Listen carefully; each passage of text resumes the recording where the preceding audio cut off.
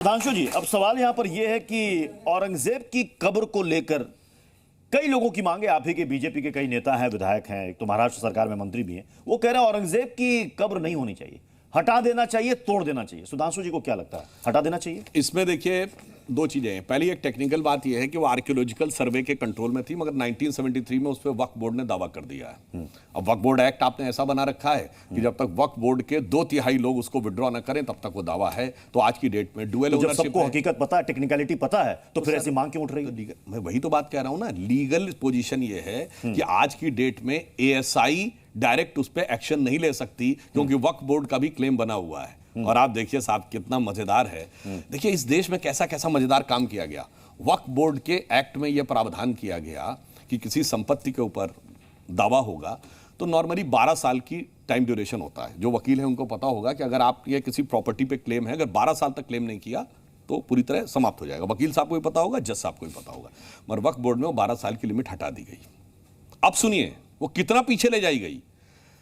Places of worship act में 15 अगस्त 47 कर दिया गया कि इसके पीछे चले जाओ। वक्फ बोर्ड में कहा गया कितना भी पीछे चले जाओ, कितना भी पीछे चले जाओ। और आपको पता है वो तो तमिलनाडु का फेमस तिरुचिरापल्ली मंदिर, फिर तो और अच्छी बात हो गई, एडवांस पोजीशन और मजबूत हो जाएगा। मैं और मजबूत कर रहा हूं। आप भावनाओं पे नियंत्रण रखिए महोदय। अभी तक आप टेक्निकल फैक्ट नहीं खोज कर पाए, आप मजेदार बात कहना चाह रहा हूं। तो देखिए क्या होता है, तिरुचिरापल्ली का जो मंदिर जहां 1500 साल पुराना गांव है, उसे वक्फ बोर्ड ने क्लेम कर दिया। अब मैं सिंपल सी बात जो आपके लाखों दर्शक देख रहे हैं उनसे कहना चाहता हूं। प्लेसेस ऑफ वर्शिप एक्ट ये कहता है कि 15 अगस्त 47 के बाद स्टेटस नहीं चेंज हो सकता, तो उस मंदिर का स्टेटस नहीं चेंज हो सकता ना, तो वक्फ बोर्ड को दावा खारिज कर देना। नहीं सर, ये औरंगजेब की कब्र को लेकर विवाद हुआ, उसका हश्र क्या हुआ देश ने देख लिया।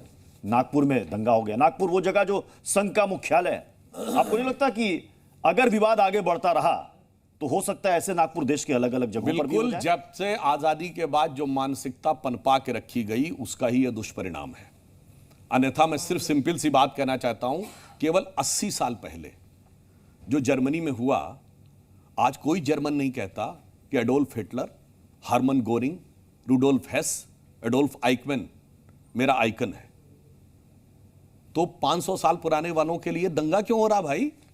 अगर वहां पर मूवी बनती है Schindler's list, saving private rayon, तो किसी जर्मन की भावना नहीं भड़कती मेरे भाई कि यहूदियों को मारते दिखाया। यहां भावना कैसे भड़क गई? इसका मतलब उन अत्याचारियों से अपने को जोड़ के रखा गया है। इसीलिए इस मानसिकता को समाप्त करने की जरूरत है।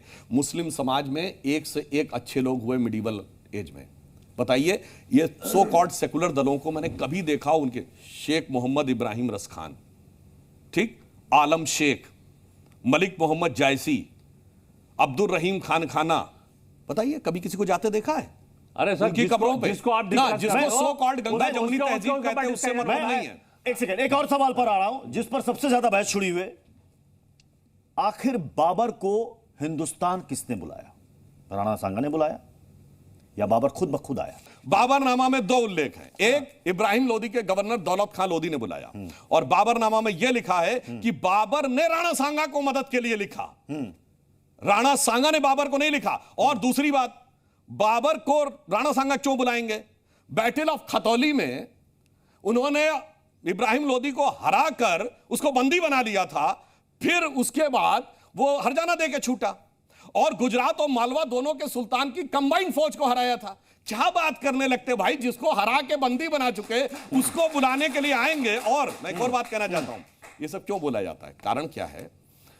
जैसे आपने इंग्लैंड में, ब्रिटिश हिस्ट्री, यूरोपियन हिस्ट्री में जो बहुत वॉरियर था, उसका नाम नेल्सन सुना होगा। नेल्सन वर्ड कई बार 111 के लिए भी होता है, 111 के लिए। क्यों? उसका एक पैर कट गया था, एक हाथ कटा था, एक आंख टूटी थी, फिर भी लड़ते थे। राणा सांगा के साथ यही था। और राणा सांगा के विषय में लिखा गया है, ये लोग कुछ भी कहें, तरु के पत्ते पत्ते पर अंकित राणा की अमर कहानी है। मिटी नहीं पर्वत पथ से चेतक की चरण निशानी है। सांगा के 80 घाव लगे, मरहम पट्टी थी आंखों पर, फिर भी उसकी 80 बिजली सी फिर गई छपा छप लाखों पर। अब भी करुणा की करुण कथा हम सबको याद जबानी है। राणा तू इसकी रक्षा कर, ये सिंहासन अभिमानी है।